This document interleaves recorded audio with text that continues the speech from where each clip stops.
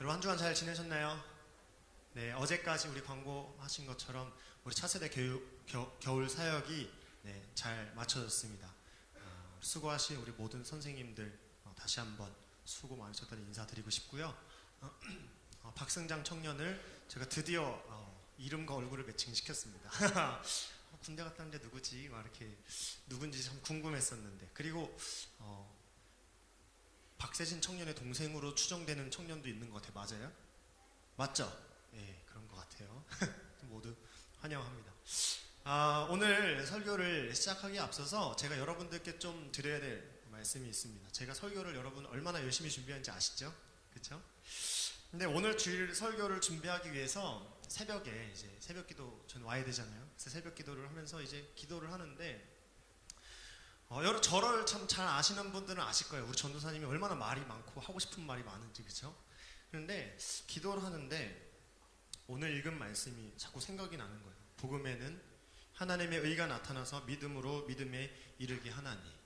이 말씀이 자꾸 생각이 나는데 저는 이 말씀을 전할 생각이 전혀 없었거든요. 그리고 오늘 이 말씀이 말이죠, 이제 로마서 1장 16절 17절, 로마서가 이제 그 앞쪽에 있는 말씀이잖아요. 이게 로마서의 서문에 해당하는 말씀이거든요. 그러니까 서문이라고 하면 여러분 어떤 의미가 있을까요?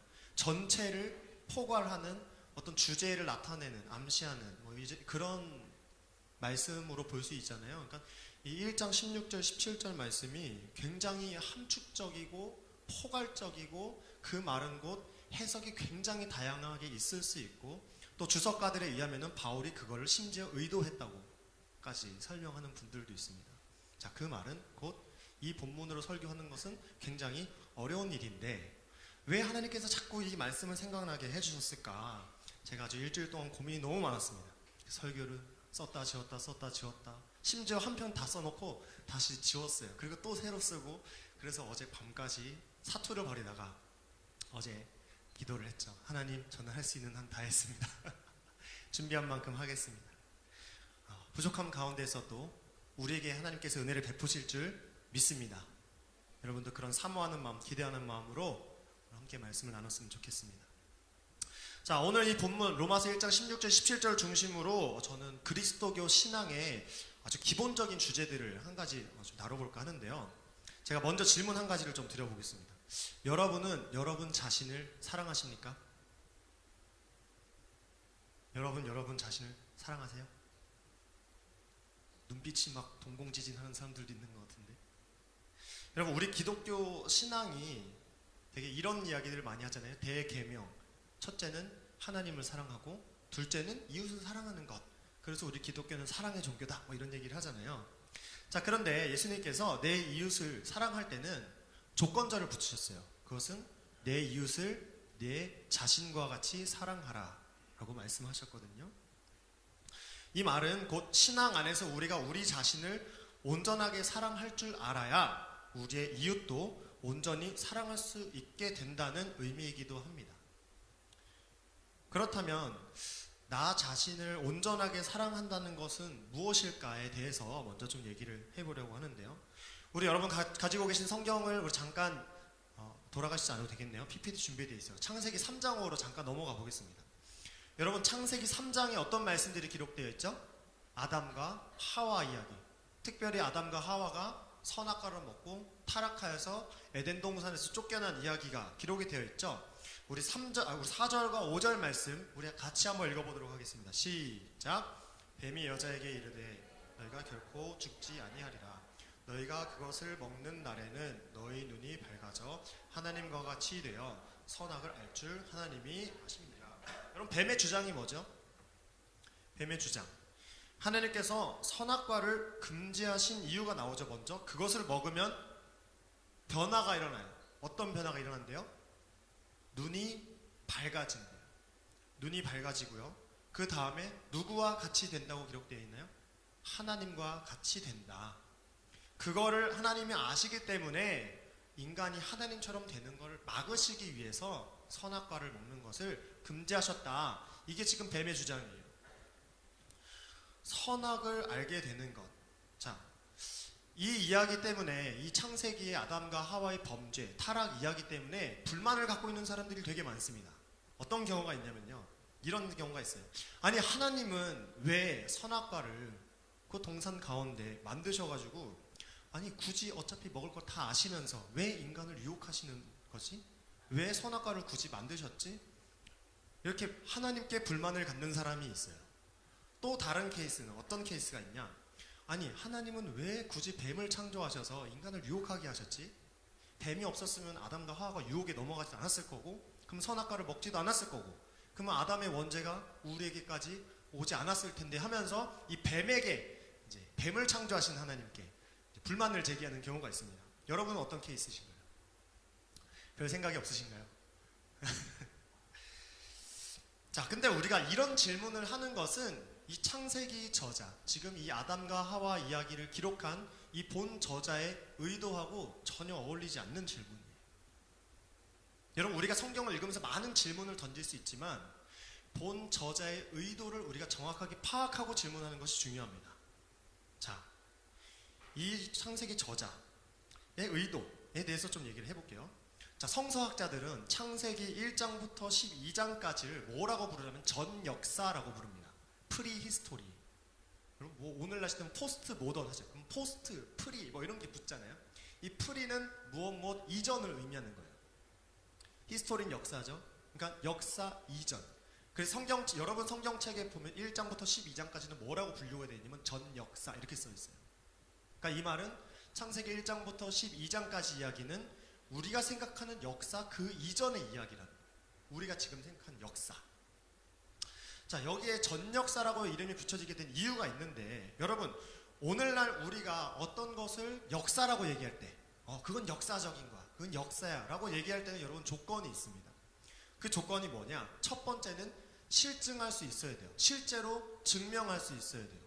문헌을 통해서, 어떤 기록을 통해서, 아니면은 여러분 광개토 대왕 비에 뭐 돌에 새겨진 것처럼 이런 기록, 문서, 문헌, 그리고 어떤 고고학적인 증명들을 통해서 증명이 될 수 있는 것을 우리는 역사라고 부릅니다.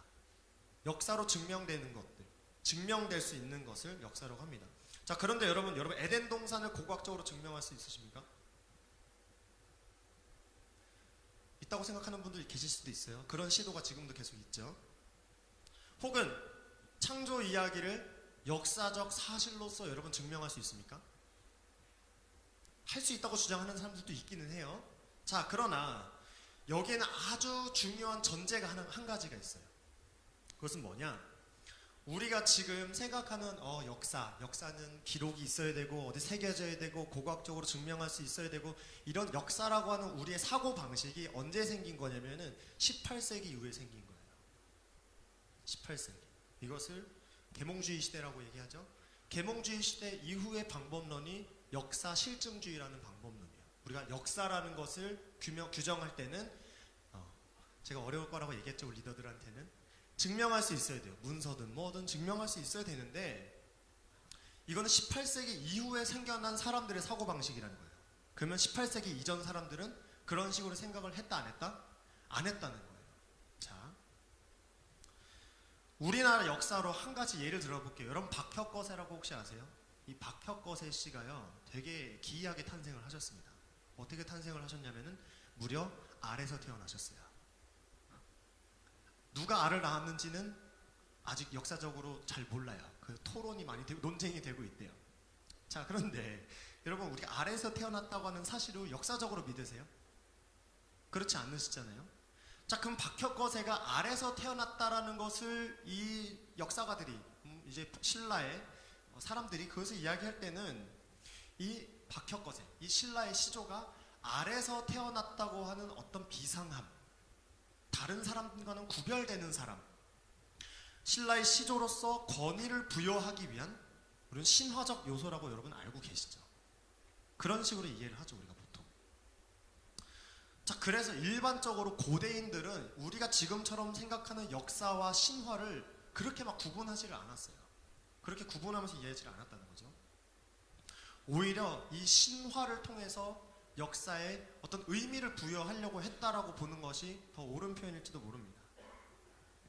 그러나 18세기 이후에는 이런 역사에 부여되어 있는 신화를 다 벗겨내고, 뭔가 신하고 상상이고 뭐 아래서 태어났고 이런 얘기는 다 벗겨낸 다음에 정말로 우리가 실제로 증명할 수 있는 역사적 사실만 이해하고자 하는 시도들, 그런 방법을 가지고 우리가 성경을 읽게 됐을 때는 우린 창세기 저자의 의도를 이해하지 못하고 빗나갈 수 있게 된다는 것을 제가 말씀드리기 위해서 이 얘기를 한 거예요.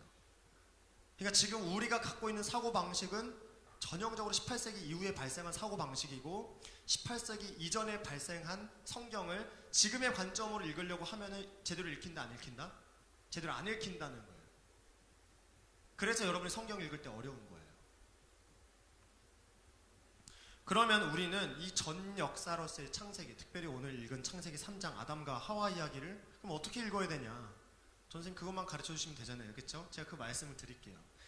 여러분, 아담과 하와 이야기를 아주 결론적으로 얘기를 하면은 현재 하나님 앞에서의 인간의 상태, 지금 이 보편적인 저도 그렇고 여러분도 그렇고 모든 인간이 하나님 앞에 놓여져 있는 상태, 특별히 하나님과 인간 사이에 어떤 문제가 있는지를 설명해 주려고 하는 것이 창세기 3장의 이야기입니다.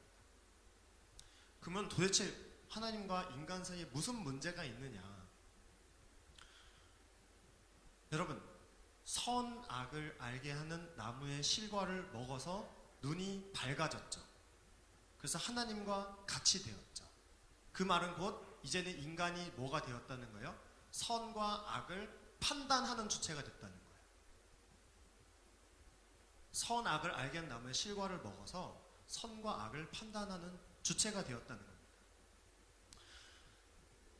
여러분, 우리가 늘 판단을 하면서 살죠. 그렇죠? 여러분들 중에 판단을 하지 않는 분은 아무도 없습니다. 우리는 다 판단하면서 살아요. 우리가 물건 하나를 구매를 하더라도 이 물건을 내가 구매를 해야 되는지 안 해야 되는지 고민을 합니다. 여러분, 짜장면 먹을래 짬뽕 먹을래 이렇게 질문하면은 여러분 먹고 싶은 거 고르시죠. 너가 짜장면 좋아하니까 난 짜장면 먹을래, 이렇게 말하는 분은 사랑에 빠지신 분이거나 아니면 정신이 좀 이상하신 분이거나, 보통 우리가 짜장면 먹을래 짬뽕 먹을래 할 때는 내가 먹고 싶은 걸 고른단 말이에요. 그러니까 짜장면을 먹겠다는 판단은 내가 짜장면을 좋아하는 기호에 따라 판단하는 거란 말이에요. 그렇죠? 맞죠? 자, 이 세상에 이 모든 가치 판단을 내릴 때는 그 가치 판단의 기준이 일단 누구에게 있는 거예요? 나한테 있는 거예요. 여러분, 짜장면 좋아하세요? 짬뽕 좋아하세요? 지금 속으로 생각난 그것을 판단하는 기준은 여러분 자신이 갖고 있는 거예요.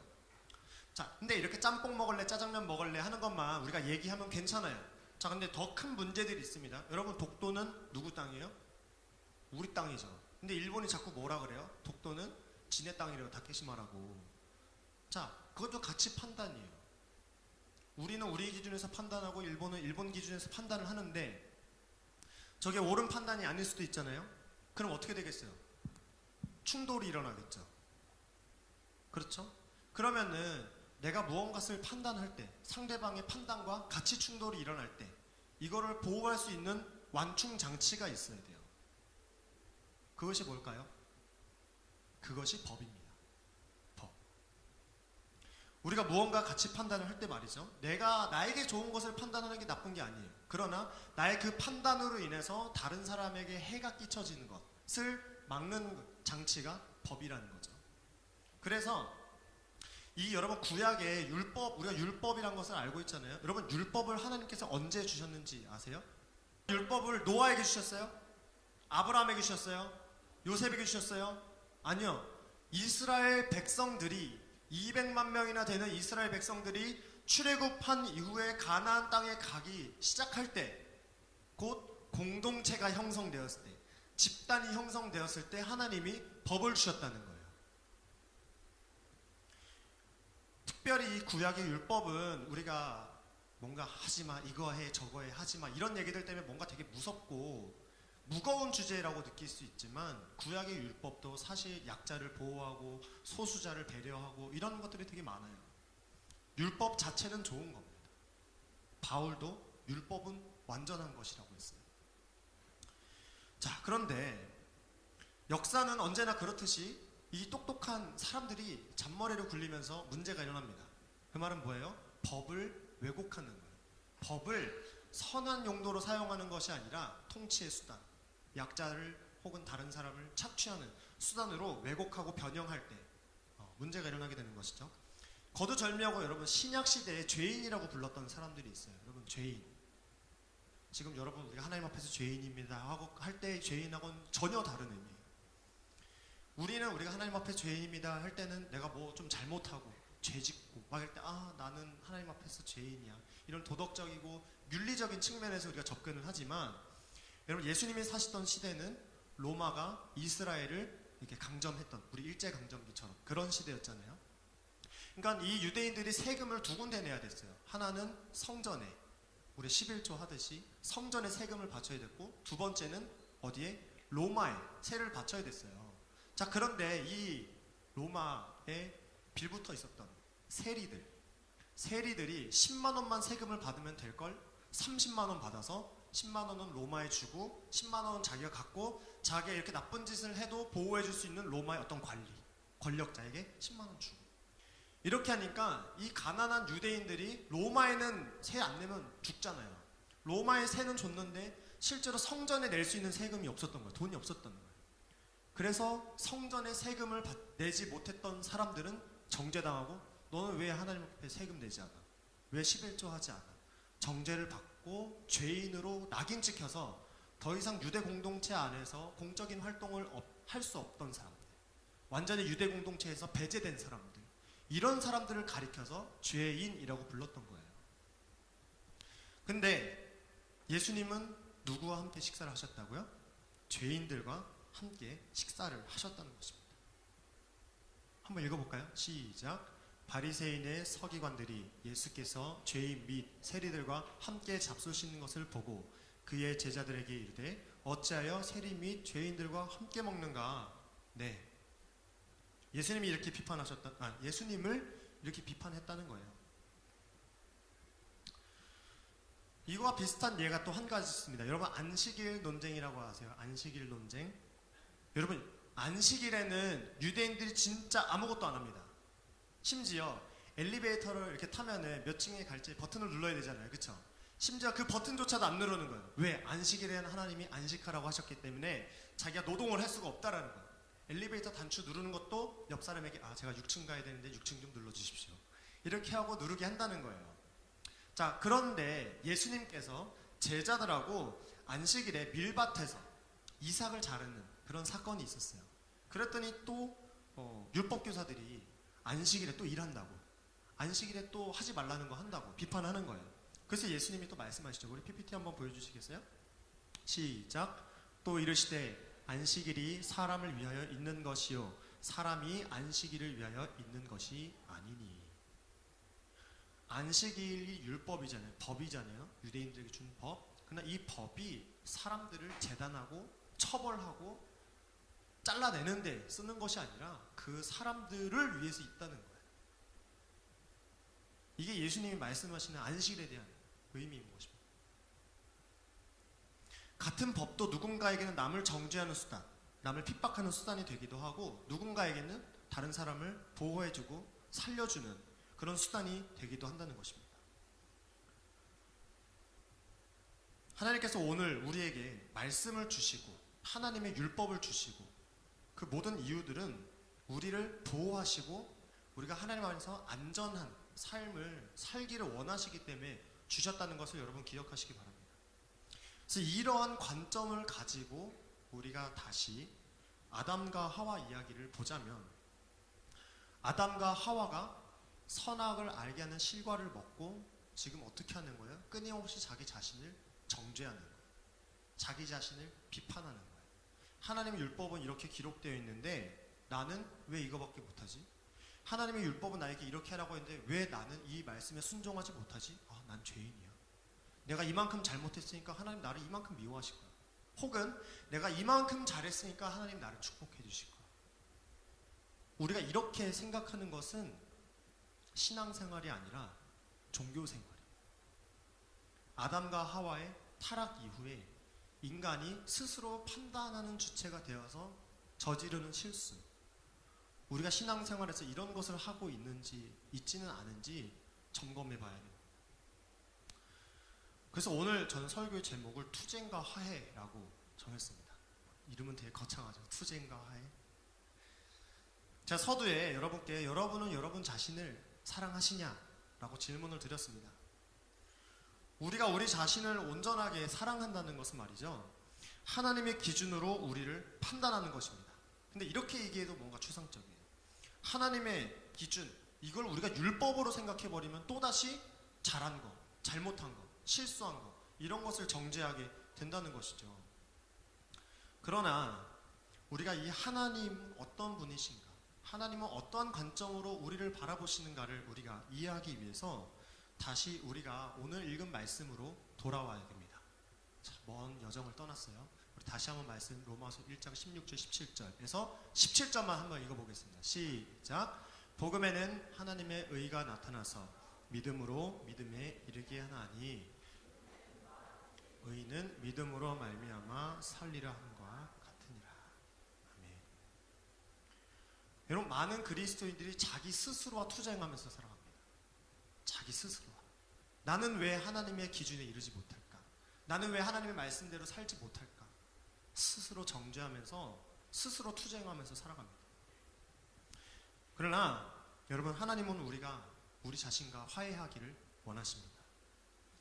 우리가 우리 자신과 화해한다는 것은 우리가 우리 자신을 바라볼 때 아담이 저질렀던 실수처럼 자기의 기준, 자기의 관점으로 바라보라는 것이 아니라 하나님의 관점으로 우리를 바라보라는 거예요. 여러분, 우리가 죄를 짓지 않기 위해 노력하는 신앙생활을 하는 것이 아닙니다. 여러분, 우리가 스스로 노력해서 죄를 이길 수 있었을 것 같으면 여러분, 그리스도께서 왜 오셔야겠습니까? 우리 힘으로 죄를 이길 수 있었으면 예수님이 이 땅에 오실 필요가 없어요. 그러나 여러분, 죄를 이길 수 있는 그 능력, 그것은 우리가 복음의 능력이 무엇인지를 올바로 깨닫는 것입니다. 여러분, 바울이 말하죠. 은혜를 더하게 하려고 죄를 짓겠느냐? 우리는 많이 이렇게 생각하거든요. 하나님 나를 회개하면 용서해 주시니까, 내가 죄를 많이 져도 하나님 용서하시니까 죄를 좀 더 짓고 회개기도 하면 되지, 이렇게 나이브하게 생각하는 사람들이 있을지도 몰라요. 그러나 우리가 십자가에서 우리를 구원하신 하나님의 은혜를 깨닫는다면은, 여러분, 십자가에서 예수님이 나를 위해 당하신 고난과 죽음의 아픔이 얼마나 큰지를 우리가 조금이라도 안다면은 바울은 말합니다. 그럴 수 없느니라. 여러분, 우리 삶의 신앙인으로서 능력이 없는 이유는 여기에요. 여러분, 그리스도의 십자가가 정말 여러분에게 주신 하나님의 은혜인지, 정말 여러분을 위해서 죽으신 사건이 맞는지 그게 믿어지지 않는 사람들, 그게 아직 나를 위한 사건임을 믿어지지 않는 분들에게는 복음의 능력이 나타나지 않는 거예요. 여러분, 제가 여기서 다시 한번 선언하겠습니다. 여러분은 그리스도의 십자가의 은혜를 통해서 하나님께 완전히 용납되셨습니다. 믿으십니까? 여러분이 어떠한 사람이라도 상관없습니다. 여러분은 예수 그리스도의 십자가의 은혜로 완전히 용서받으셨습니다. 여러분, 이게 여러분 마음에 믿어지시기를 축복합니다. 이 은혜가 여러분 마음속에서 정말로 깨달아지면은, 그러면 정말 변하는 거예요. 정말 우리의 삶이 바뀌는 거예요. 내가 더 이상 이렇게 살 수 없다고 하는 내 마음에 어떤 소망이 생기는 거예요. 여러분, 우리가 신앙생활할 때 하나님께 인정받기 위해서 노력하지 않기를 바랍니다. 제가 군대에 있을 때 말이죠, 군종병이었어요. 교회에서 근무를 하는데 저희 군종 목사님께서 얼마나 저를 질책하고 화내고 새벽 6시에 전화했고 소리 지르고, 그래서 제가 너무 많이 상처를 받았었어요. 그랬는데 새벽을 기도하는데 그런 마음이 들더라고요. 내가 지금까지 신앙생활을 했던 것이 하나님께 사랑받기 위한 노력이었나? 내가 하나님께 인정받기 위한 노력이었나? 그런 생각이 들더라고요. 그런데 하나님 이런 마음을 주시는 거예요. 더 이상 노력하지 않아도 돼. 너의 모습 있는 그대로 난 너를 사랑해. 제가 용납받았다는 게, 제가 뭔 짓을 해도 이미 하나님께 용서받은 자녀라는 게 그때 마음속으로부터 믿어지기 시작하니까, 이렇게 말씀드리면 좀 그렇지만 제 마음에 부담이 사라졌어요. 난 신앙인이니까 이걸 꼭 해야 돼. 난 신앙인이니까 이걸 반드시 해야 돼. 이걸 못하면 난 신앙인이 아니야. 이걸 못하면 내가 어떻게 나를 그리스도인이라고 말할 수 있어? 이렇게 말해놨던 나의 기준들, 나의 관점들, 그것들이 눈 녹듯이 사라지면서 내가 하나님께 용납받았다는 그 평안함이 저에게 찾아왔습니다. 그러니까 신앙생활하는 관점이 완전 달라지더라고요. 여러분, 하나님께 사랑받기 위한 모든 노력을 중단하시기 바랍니다. 여러분, 신앙은 하나님의 사랑을 위해서 하는 것이 아니라 하나님의 사랑에서 비롯된 것입니다. 여러분, 이 사실을 꼭 기억하시길 바랍니다. 또한 여러분, 복음에는 하나님의 의가 나타났다라고 바울이 얘기하죠. 다른 데서 우리가 하나님의 의를 발견할 수 없어요. 우린 오직 십자가에서 나타나신 하나님의 의, 복음을 통해서만 우리가 하나님이 어떤 분이신지를 알 수 있습니다. 여러분, 말씀을 읽으실 때도 항상 이 점을 염두하면서 읽으시고 일단 읽으셔야 돼요. 그렇죠? 일단 읽으셔야 돼요. 그러나 있는 그대로 그냥 눈에 보이는 대로 읽지 마시고 그리스도의 은혜를 생각하면서 말씀을 묵상하시고 신앙생활하는 여러분 되시기를 주님의 이름으로 축복합니다.